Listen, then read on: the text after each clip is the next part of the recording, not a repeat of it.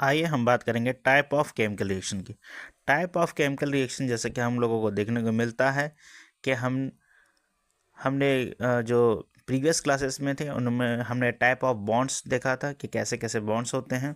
अब हम लोग टाइप ऑफ केमिकल रिएक्शन देखेंगे। केमिकल रिएक्शंस हमारे बहुत सारे टाइप्स के होते हैं, जिसमें सबसे पहला टाइप होता है केमिकल कॉम्बिनेशन कॉम्बिनेशन रिएक्शन। यानी इसमें हम कंबाइन करेंगे। जैसे कि अगर हमें एनसीईआरटी में देखने को मिलेगा कि page number activity 1.4 take a small amount, तो हम इसमें कैल्शियम ऑक्साइड यानी क्विक लाइम को बीकर में जैसे ही वाटर के प्रेजेंस में हम इसे स्लोली स्लोली मिक्स करेंगे तो ये हमारा कैल्शियम ऑक्साइड की तरह ये आ जाएगा, ये चेंजमेंट आ जाएगा।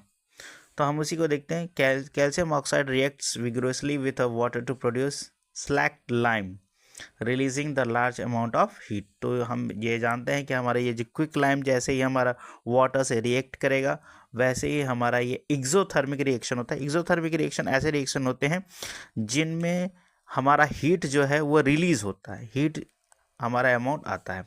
जैसे ही हम यहाँ पे देखेंगे कैल्शियम ऑक्साइड सॉलिड फॉर्मेशन में है, क्विक लाइम है, प्लस H2O ये हमारा लिक्विड फॉर्म में है। और ये जैसे ही हमारा रिएक्ट करेगा तो हमारा स्लैग्ड लाइम बनेगा जो कि हमारा एक्वस टाइप का रहता है, इसलिए हमने यहाँ पे फिजिकल स्टेट भी लिखा हुआ है, slaked lime plus heat. Calcium oxide water combine to form a single product calcium hydroxide. और कैल्शियम हाइड्रोक्साइड के साथ हमारा हीट जो है वो हमारा निकलता है, और जैसे ही हीट निकलेगा ये हमारा एक्सोथर्मिक रिएक्शन आ जाएगा। अब यहाँ पे हम सेकेंड देखेंगे burning of coal. Burning of coal में हम देखेंगे कि कोल जो हमारा है वो सॉलिड स्टेट में होगा, ऑक्सीजन लेगा ये एटमॉस्फेयर से, और जैसे ये बर्न होगा ये हमारा CO2 यानी ये गैसियस फॉर्म में लगे। Formation of water from H2 gas O2 gas. तो हमारा 2H2O यानी ये गैसियस मॉलिक्यूल है हाइड्रोजन का, O2 यानी ये हमारा गैसियस मॉलिक्यूल ऑफ ऑक्सीजन है, और ये दोनों ही कंबाइन करके हमारे 2H2O यानी वाटर के 2 मॉलिक्यूल्स बनाएंगे, और ये हमारे किस में हो जाएंगे, लिक्विड फॉर्म में। फिर इसके बाद बर्निंग ऑफ नेचुरल गैस, ये आप देखिए CH4 है, मीथेन है, और ये 2O2 गैसियस फॉर्म में, CO2 प्लस 2H2O ये हमारा बर्निंग ऑफ नेचुरल गैस। तो ये भी हमारा एक एग्जाम्पल होता है। इसके अलावा सबसे बेहतरीन एग्जाम्पल ग्लूकोज प्लस ऑक्सीजन, और ये जैसे ये कंबाइन करेगा हमें एनर्जी रिलीज देखने को मिलता है। ठीक है, तो ये हमारा क्या है, ये हमारे कॉम्बिनेशन है, क्योंकि ये हमारे दो चीज़ें कंबाइन हो रही हैं और ये प्रोडक्ट फॉर्म कर रही हैं। यहाँ पर भी देखिए दो चीज़ें कंबाइन हो रही है, प्रोडक्ट फॉर्म कर रही हैं। यहाँ पर भी दो चीज़ें कंबाइन हो रही है, प्रोडक्ट फॉर्म कर रही हैं। आइए हम बात करेंगे डिकम्पोजिशन रिएक्शन की। डिकम्पोजिशन रिएक्शन में हम देखेंगे कि सबसे पहले इसमें क्या रहता है, जो हमारा रिएक्टेंट्स रहता है वो हमारे 2 और मोर देन 2 में ये डिवाइड हो जाएगा। जैसे इसमें सबसे पहला अगर हम देखेंगे तो ये हमारा फेरस सल्फेट है जो कि हमारा सॉलिड फॉर्म में है, इसको हमने हीट दिया, और जैसे हम इसे हीट देंगे ये हमारा फेरिक ऑक्साइड और सल्फर डाइऑक्साइड, और ये हमारा SO3 यानी इसमें हमारा ये डिवाइड हो जाएगा गैसियस फॉर्म में। इन दी रिएक्शंस हम ये देखते हैं कि सिंगल रिएक्टेंस जो है वो हमारा ब्रेक डाउन होगा सिंपलर प्रोडक्ट्स में। जैसे फेरस सल्फेट जो है वो हमारा जैसे ही वाटर, अगर हमारा ये एक्वस सॉल्यूशन है तो ये हमारा सबसे पहले लूज वाटर करेगा, फिर इसके बाद कलर ऑफ क्रिस्टल चेंज होगा और ये डिकम्पोज होगा फेरिक ऑक्साइड में, सल्फर डाइऑक्साइड में और सल्फर ट्राइऑक्साइड में, क्योंकि हमारा O3 है। Ferric oxide is a solid while SO2 and SO3 are gases. यहाँ देखिए यहाँ पे हमारे फिजिकल स्टेट भी लिखे हुए हैं।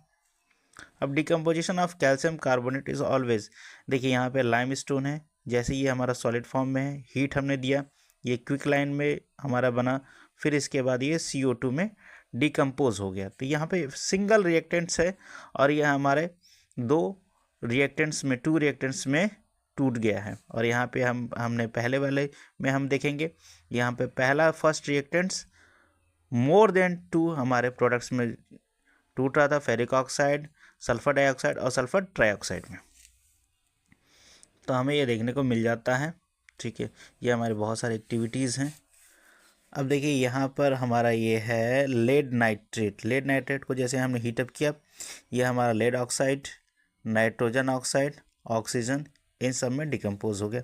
तो ये फर्स्ट सिंगल रिएक्टेंट्स और ये हमारा 2 और मोर देन 2 प्रोडक्ट्स में ये डिवाइड हो जा रहा है। वैसे ही हम स्पेशली ये AgCl में देखेंगे, यानी सिल्वर क्लोराइड को। सिल्वर क्लोराइड को ये देखिए, ये हमारा सॉलिड स्टेट में है, जैसे सनलाइट हुआ, ये हमारा सिल्वर और प्लस क्लोरीन गैस में ये डिवाइड हो गया और ये डिकम्पोज हो गया। आइए हम लोग बात करेंगे डिस्प्लेसमेंट रिएक्शन की। डिस्प्लेसमेंट रिएक्शंस में जो हम सबसे पहले देखेंगे वो हमारा कॉपर सल्फेट Fe सॉलिड यानी आयरन और प्लस CuSO4 एक्वस सोल्यूशन लेंगे। और जैसे ही ये हमारा ये डिस्प्लेस कर देगा, Fe जो है वो कॉपर सल्फेट के लिक्विड से इसको रिप्लेस कर देगा और ये कॉपर जो है वो हमारा रिप्लेस हो जाएगा। तो यहाँ पे देखिए FeSO4 यानी आयरन सल्फेट बनेगा और ये हमारा Cu जो है वो सॉलिड स्टेट में आ जाएगा। फिर हम ये देखेंगे other example of displacement reactions. Zinc है, CuSO4 है, तो जिंक क्या करेगा, CuSO4 में से ZnSO4 कर देगा, ये जिंक सल्फेट बना देगा, कॉपर डिस्प्लेस हो चुका है। फिर अगर हम बात करें लेड और ये हमारा कॉपर क्लोराइड है, तो ये हमारा कॉम्बिनेशन करेगा lead chloride plus Cu solid, यानी ये कॉपर को डिस्प्लेस कर देगा। तो इस तरह से हम ये देखते हैं, ये देखिए हमारी एक्टिविटीज़ है, कैसे हमारा ये आयरन नील जो है वो कैसे हमारा कॉपर सल्फेट के सोल्यूशन से ये कैसे निकल रहा है। आयरन नील ऐसे है, फिर इसके बाद ऐसे है, फिर आप ये देख सकते हैं कॉपर सल्फेट और ये हमारा टेस्ट ट्यूब, ट्यूब्स। अब हम बात करेंगे double displacement reactions. Double displacement reactions में हमारा क्या रहता है, जहाँ पे हमें ये सिंगल डिस्प्लेसमेंट देखने को मिलता था वहाँ पर ये एक दूसरे का डिस्प्लेसमेंट करेंगे। जैसे कि हम सोडियम सल्फेट को ले लेते हैं, ये हमारा एक्वस सोल्यूशन है, ये बेरियम क्लोराइड एक्वस, और फिर ये देखिए ये इसका करेगा और ये इसका करेगा, यानी ये हमारा सोडियम को डिस्प्लेस किया है बेरियम सल्फेट में, और ये हमारा क्या है, ये हमारा सोडियम क्लोराइड में, यानी ये दोनों ने एक दूसरे को डिस्प्लेस कर दिया है। आइए अब हम लोग बात करेंगे oxidation and reduction. Oxidation and reduction में हम देखने को मिलता है कि कोई ऑक्सीडेशन का मतलब क्या रहता है कि उसके ऑक्सीडाइजिंग नंबर्स बढ़ जाते हैं। जैसे कि सबसे पहले देखिए 2 कॉपर प्लस O2, ये हमारा हीटअप कर दिया और यहाँ पे ये दोनों कंबाइन हो गया। अगर हम इसमें हाइड्रोजन गैस को पास करेंगे तो ये हमारा क्या होगा, कॉपर जो है वो डिस्प्लेस हो जाएगा और कॉपर डिस्प्लेस हो गया और ये H2O फॉर्म हो गया। तो यहाँ पर अगर हम इन दोनों को कंबाइन करें तो देखिए H जो है वो हमारा H2O बन रहा है, यानी इसके ऑक्सीडेशन यानी कॉम्बिनेशंस ऑफ में O आ गया। Cu जो है वो O लूज़ कर दिया, जैसे ये ऑक्सीजन लूज़ करेगा तो रिडक्शन हो जाएगा। ऑक्सीजन अगर ये गेन करके हमारा प्रोडक्ट बनाता तो ये ऑक्सीडेशन हो जाएगा। Some other example of redox reactions, zinc oxide plus C। अब देखिए यहाँ पे क्या हो गया, जिंक जो है उसने ऑक्सीजन लूज कर दिया, ऑक्सीजन लूज करते ही इसका रिडक्शन हो जाएगा। C जो है वो ऑक्सीजन गेन कर लेगा तो ये हमारा क्या हो जाएगा, ऑक्सीडेशन हो जाएगा। तो जो गेन करेगा वो ऑक्सीडेशन में आएगा, जो लूज कर देगा यानी जो खो देगा वो रिडक्शन में आ जाएगा।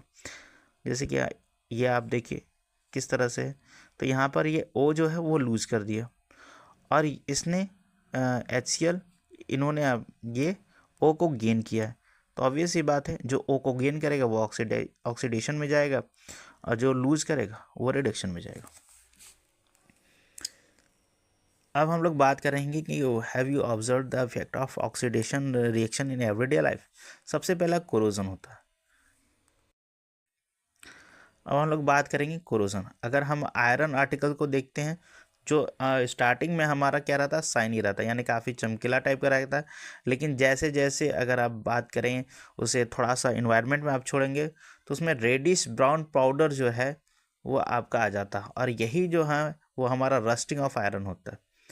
और इसके अलावा भी हमारे और भी मेटल जो रहते हैं, जैसे कॉपर हो गया, सिल्वर हो गया, तो जब हम कॉपर एंड सिल्वर को देखते हैं तो उसमें भी हमें सेम वे में चीज़ें देखने को मिलती हैं।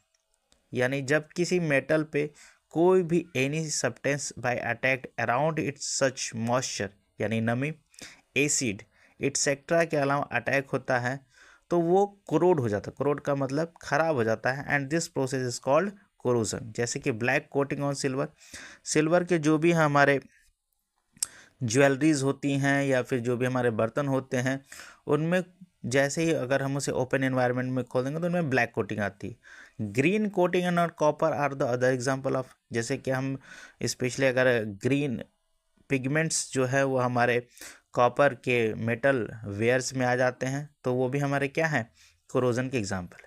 कोरोजन बहुत ही हमारे car, bodies, bridge, iron, rails, ships, all made जो हमारे मेटल्स होते हैं उसमें हमें ये देखने को मिलता है।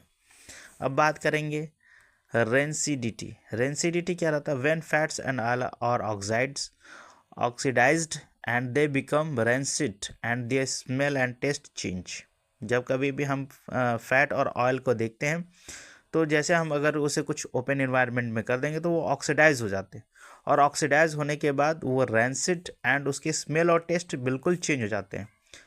देखिए, यूजुअली जितने भी हमारे फैट एंड ऑयल्स होते हैं उनको ऑक्सीडेशन से प्रिवेंट यानी बचाने के लिए एंटीऑक्सीडेंट्स जो हैं वो ऐड किए जाते हैं, और ये एंटीऑक्सीडेंट जो रहते हैं वो जो फूड में किए जाते हैं वो फैट एंड ऑयल कंटेनिंग करते हैं, यानी उनमें फैट एंड ऑयल होते हैं।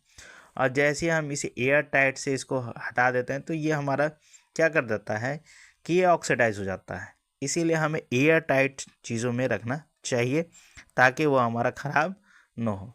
आपको पता होना चाहिए, जैसे कि हम अगर चिप्स के पैकेट को देखें तो उसमें काफ़ी हवा भरी रहती है, दरअसल वो हवा नहीं रहती है, वो दरअसल नाइट्रोजन रहता है जो कि हमारे चिप्स को प्रिवेंट करता है ऑक्सीडाइजिंग से बचाने के लिए।